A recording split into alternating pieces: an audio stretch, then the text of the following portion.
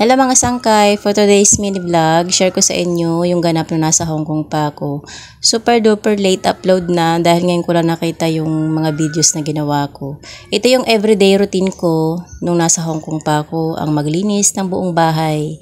So ang gamit ko dyan is dual na vacuum, pwedeng vacuum lang, pwedeng mop. Kung malinis na, imamap mo na lang, hindi mo na kailangan i-vacuum. Bali, ang inuna ko dyan is yung sala, tapos yung dining area, tapos yung sa hallway. Hindi siya ganun kalaki yung bahay ng amo ko. Tsaka in fairness sa Hong Kong talaga, hindi ganun kalalaki yung mga bahay. Unlike sa Middle East na talagang malamansyon, o 'di ba? Ito yung kwarto ng bata, yung panganay. Hindi rin ganun kalaki. Kaya mabilis lang din matapos linisan. Tapos ito naman yung sa pangalawa, yung sa bunso.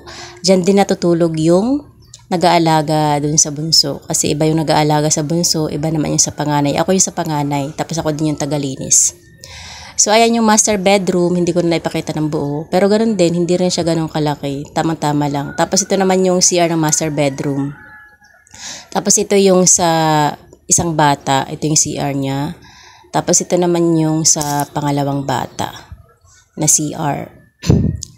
Tapos yung pinakahuli is yung kusina nila, hindi rin ganun kalaki, kaya mabilis lang din matapos. So hanggang dito na lang, maraming salamat sa panonood. Bye!